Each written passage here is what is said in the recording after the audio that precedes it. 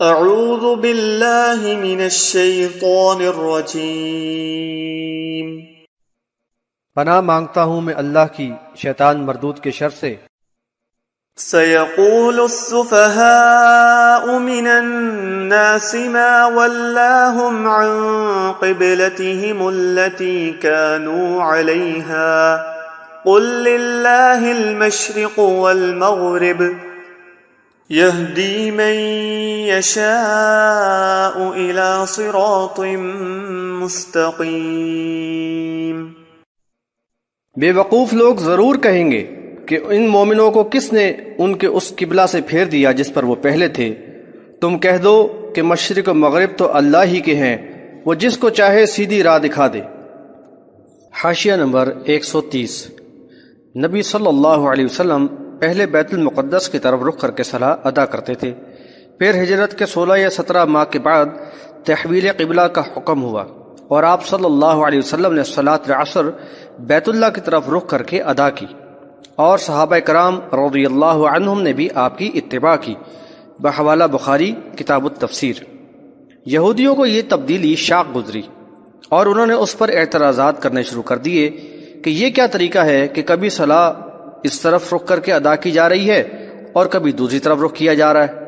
اس کا جواب دیتے ہوئے فرمایا کہ اللہ تعالی مشرق و مغرب کا مالک ہے، وہ کسی خاص سمت میں محدود نہیں، وہ جس سمت کو چاہے عبادت کے لیے متعین فرما دے، کسی کو اس پر اعتراض کا حق نہیں۔ عبادت کے لیے سمت کا تعین کا مقصد انسان کو نظم و ضبط کا پابند بناتے ہوئے ان کے طریقہ عبادت میں ہم آہنگی اور یکسانیت پیدا کرنا ہے اور اس طرح ان کو راہ ہدایت پر رکھنا ہے۔ یہ مضمون آیت نمبر 115 میں آ چکا ہے اور وہاں بھی کچھ وضاحت کی گئی ہے۔ البتہ ایک بات قابل ذکر ہے، یہاں بتایا گیا ہے کہ بیت المقدس کی طرف صلاح ادا کرنے کا حکم بھی اللہ ہی نے دیا تھا، لیکن یہ قرآن میں نہیں۔ دراصل یہ حکم اس وحی کے ذریعے تھا جو اللہ کے رسول صلی اللہ علیہ وسلم پر قرآن کے علاوہ نازل ہوتی تھی۔ وَكَذَلِكَ جَعَلْنَاكُمْ أُمَّةً وَسَطًا لِتَكُونُوا شُهَدَاءَ عَلَى النَّاسِ وَيَكُونَ الرَّسُولُ عَلَيْكُمْ شَهِيدًا وَمَا جَعَلْنَا الْقِبْلَةَ الَّتِي كُنتَ عَلَيْهَا إِلَّا لِنَعْلَمَ مَن يَتَّبِعُ الرَّسُولَ مِمَّن ينقلب على عقبيه وإن كانت لكبيرة إلا على الذين هدى الله وما كان الله ليضيع إيمانكم إن الله بالناس لرؤوف رحيم۔ اور اسی طرح ہم نے تم کو امت وسط یعنی بہترین امت بنایا ہے تاکہ تم لوگوں پر گواہ بنو اور رسول تم پر گواہ ہوں، اور وہ قبلہ جس پر تم پہلے تھے ہم نے صرف اس لیے مقرر کیا تھا تاکہ ہم دیکھ لیں کہ کون رسول کی پیروی کرتا ہے اور کون الٹا پھر جاتا ہے، اور ہر چند کہ یہ بات دشوار تھی مگر ان پر نہیں جن کو اللہ نے ہدایت دی ہے۔ اللہ تمہارے ایمان کو ضائع نہیں کرے گا، بے شک اللہ لوگوں پر شفیق و رحیم ہے۔ حاشیہ نمبر 131۔ اللہ کے آخر رسول صلی اللہ علیہ وسلم کی امت کو امت وسط بنایا گیا، یعنی عدل و قسط پر قائم رہنے والی بہترین امت قرار دیا گیا۔ اس منصب کا تقاضا ہے کہ وہ شہادت حق کی ذمہ داری پوری کریں، دنیا میں امر بالمعروف اور نہی عن المنکر کے ساتھ اقامت دین کے کام کو آگے بڑھائیں اور روز آخرت اس پر گواہ بنیں اور رسول صلی اللہ علیہ وسلم ان پر گواہ ہوں۔ اس کے علاوہ یہ جو فرمایا کہ تم لوگوں پر گواہ بنو، اس سلسلے میں ابو سعید خدری رضی اللہ عنہ کی روایت بھی بڑی اہم ہے۔ رسول صلی اللہ علیہ وسلم نے فرمایا کہ قیامت کے روز نوح علیہ السلام کو بلایا جائے گا، وہ آ کر کہیں گے اے رب میں حاضر ہوں۔ اللہ تعالیٰ فرمائے گا کیا تم نے ہمارے احکامات کو پہنچا دیا تھا؟ وہ کہیں گے کہ جی ہاں۔ پھر ان کی امت سے پوچھا جائے گا کیا انہوں نے تم کو دین پہنچایا تھا؟ وہ کہیں گے کہ ہمارے پاس کوئی ڈرانے والا نہیں آیا۔ اللہ تعالیٰ نوح علیہ السلام سے فرمائے گا کہ تمہارا گواہ کون ہے؟ وہ کہیں گے کہ محمد صلی اللہ علیہ وسلم اور ان کی امت۔ اس وقت وہ نبی صلی اللہ علیہ وسلم کے امتی گواہی دیں گے کہ بے شک نوح علیہ السلام نے احکامات پہنچا دیے تھے اور رسول اللہ صلی اللہ علیہ وسلم ان پر گواہی دیں گے۔ اللہ تعالیٰ کے اس فرمان کا یہی مطلب ہے۔ بحوالہ بخاری کتاب التفسیر، حاشیہ نمبر 132۔ نبی صلی اللہ علیہ وسلم اور صحابہ کرام رضی اللہ عنہم کے بیت المقدس کی طرف صلاح ادا کرنے میں بلا شبہ مومنوں کے ایمان کی آزمائش تھی، جس میں وہ پورے اترے۔ بیت اللہ سے عقیدت و وابستگی کے باوجود کسی نے بھی بیت المقدس کی طرف رخ کر کے صلاح ادا کرنے میں ذرا بھی پیش و پیش نہ کیا۔ ایسے موقع پہ قلب و ذہن کے خفیہ گوشوں میں موجود قومی عصبیت اور انانیت بھی ابھر آتی ہے اور کھرے اور کھوٹے کی پہچان آسان ہو جاتی ہے۔ ایمان میں یکسوئی کے لیے قلب و ذہن کو ایسے جراثیم سے پاک کر دینا ضروری ہے۔ بہرحال صحابہ کرام رضی اللہ عنہم نے سمع و طاعت کا بہترین نمونہ پیش کر دیا۔ بعض ذہنوں میں یہ اشکال پیدا ہوا کہ تحویل قبلہ سے پہلے جو صلاۃ ادا کی گئی وہ ضائع ہو گئی، ان کا اجر نہ ملے گا۔ اس کا جواب دیا گیا کہ اللہ تعالیٰ کسی مومن کے اعمال ضائع کرنے والا نہیں، یہ بات اس کے شان رحیم کے خلاف ہے۔ پہلا حکم بھی اسی نے دیا تھا اور یہ دوسرا حکم بھی اسی کی طرف سے ہے۔ قد نرى تقلب وجهك في السماء فلنولينك قبلة ترضاها فول وجهك شطر المسجد الحرام وحيث ما كنتم فولوا وجوهكم شطره وَإِنَّ الَّذِينَ أُوتُوا الْكِتَابَ لَيَعْلَمُونَ أَنَّهُ الْحَقُّ مِنْ رَبِّهِمْ وَمَا اللَّهُ بِغَافِلٍ عَمَّا يَعْمَلُونَ۔ ہم تمہارا چہرہ آسمان کی طرف اٹھتا دیکھ رہے ہیں تو ہم ضرور تمہیں اس قبلے کی طرف پھیر دیں گے جس سے تم راضی ہو، لہٰذا اب اپنا رخ مسجد حرام کی طرف پھیر لو، اور تم لوگ جہاں کہیں ہو اپنا رخ اسی طرف پھیر لو۔ اور جن کو کتاب دی گئی ہے وہ خوب جانتے ہیں کہ یہ تحویل قبلہ کا حکم ان کے رب کی طرف سے حق ہے اور اللہ تعالیٰ ان کے اعمال سے غافل نہیں ہے۔ حاشیہ نمبر 133۔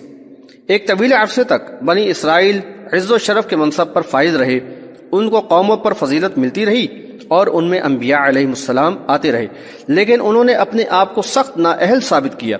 بالآخر وہ دنیا کی امامت کے منصب سے معزول کیے گئے اور اللہ تعالیٰ نے بنی اسماعیل کو اس منصب کے لیے منتخب فرمایا۔ لہذا رسول اللہ صلی اللہ علیہ وسلم تحویل قبلہ کے بارے میں اللہ کے حکم کے منتظر تھے۔ نبی صلی اللہ علیہ وسلم کا بار بار آسمان کی طرف نگاہ کرنا اسی خواہش کا اظہار اور اپنے رب سے التجا کا انداز تھا۔ اللہ تعالیٰ نے قبولیت عطا فرمائی اور تحویل قبلہ کا یہ حکم صادر ہوا۔ مسجد حرام کو قبلہ قرار دے دیا گیا اور حکم ہوا کہ جہاں بھی ہو وہیں رخ تبدیل کر لو۔ چنانچہ رسول اللہ صلی اللہ علیہ وسلم نے صلاۃ العصر بیت اللہ کی طرف رخ کر کے ادا کی۔ ایک مسجد میں جب یہ حکم سنایا گیا تو اس وقت وہاں صلاۃ ادا کی جا رہی تھی، لوگوں نے حالت رکوع ہی میں رخ تبدیل کر لیا، یعنی شمال سے جنوب کی طرف پھر گئے، اور یہ مسجد قبلتین کہلائی، یعنی وہ مسجد جہاں ایک ہی صلاح دو قبلوں کی طرف رخ کر کے ادا کی گئی۔ مسجد قباء میں بھی حالت صلاح میں ہی رخ بیت اللہ کی طرف پھیر لیا گیا تھا، اور بخاری کی ایک روایت میں ہے کہ قباء میں صلاۃ الفجر میں رخ کعبہ کی طرف پھیرا گیا۔ بحوالہ بخاری کتاب التفسیر۔ اس طرح اللہ تعالیٰ کے حکم پر فی الفور عمل کر کے دکھایا گیا اور مخالفین کے طعن و تشنیع اور پروپیگنڈے کی کوئی پرواہ نہ کی گئی۔ حاشیہ نمبر 134۔ مومنوں کو آگاہ کر دیا گیا کہ وہ اہل کتاب کی اعتراضات و پروپیگنڈے سے قطعاً متاثر نہ ہوں۔ وہ کعبۃ اللہ کے قبلہ ہونے سے ناواقف نہیں، وہ تو محض ضد، حسد اور عصبیت ہی کی بنا پر یہ روش اپنائے ہوئے ہیں۔ اللہ تعالیٰ ان کے کرتوت سے بے خبر نہیں۔ وَلَئِنْ أَتَيْتَ الَّذِينَ أُوتُوا الْكِتَابَ بِكُلِّ آيَةٍ مَا تَبِعُوا قِبْلَتَكَ وَمَا أَنْتَ بِتَابِعٍ قِبْلَتَهُمْ وَمَا بَعْضُهُمْ بِتَابِعٍ قِبْلَةَ بَعْضٍ وَلَئِنِ اتَّبَعْتَ أَهْوَاءَهُمْ مِنْ بعد ما جاءك من العلم إنك إذا لمن الظالمين۔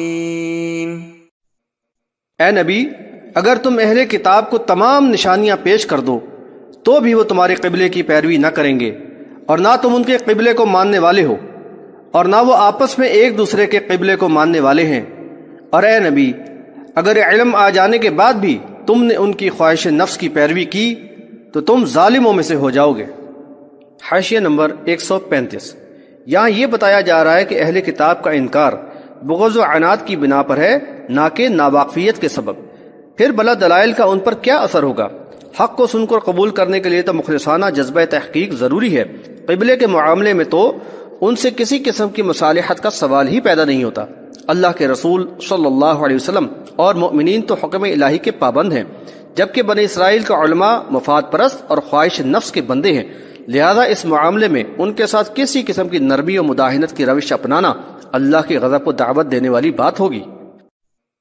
الذين آتيناهم الكتاب يعرفونه كما يعرفون أبناءهم وَإِنَّ فَرِيقًا مِّنْهُمْ لَيَكْتُمُونَ الْحَقَّ وَهُمْ يَعْلَمُونَ۔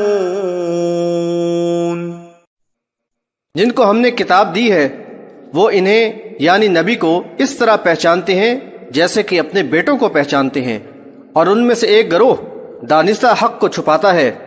حاشیہ نمبر 136۔ تورات اور انجیل میں رسول اللہ صلی اللہ علیہ وسلم کی بعثت کی واضح نشانیاں موجود ہیں، چنانچہ اہل کتاب کی آخری رسول صلی اللہ علیہ وسلم کو پہچان لینے میں کوئی دشواری حائل نہیں۔ وہ تو آپ صلی اللہ علیہ وسلم کو بخوبی پہچانتے ہیں، بالکل ایسے ہی جیسے وہ اپنے بچوں کو پہچانتے ہیں۔ اپنی اولاد کو پہچان لینے میں کوئی ذرا بھی شک نہ کرے گا۔ اب یہ اور بات ہے کہ دعوت حق کو قبول کرنا ان کی خواہشات نفس کے خلاف ہے، لہذا ان کے علماء کا ایک گروہ جانتے بوجھتے حق کو چھپا رہا ہے اور لوگوں کو گمراہ کر رہا ہے، حالانکہ ان میں عبداللہ بن سلام رضی اللہ عنہ جیسے عالم بھی ہیں جنہوں نے انہی دلائل کی بنا پر پوری تحقیق کے بعد اطمینان قلب کے ساتھ دین اسلام کو قبول کر لیا۔ الحق من ربك فلا تكونن من الممترین۔ حق تو تمہارے رب کی ہی طرف سے ہے، لہذا تم شک کرنے والوں میں سے نہ ہونا۔ حاشیہ نمبر 137۔ مسلمانوں کو آگاہ کیا جا رہا ہے کہ وہ اہل کتاب کے انکار و ہٹ درمی سے متاثر نہ ہوں۔ جو حکم ان کے رب کی طرف سے نازل ہوا ہے وہ سراسر حق ہے اور ہر قسم کے شک و شبہ سے بالا تر، لہذا وہ بغیر کسی شک و جھجک کے اللہ کے احکام کی پیروی کرتے رہیں۔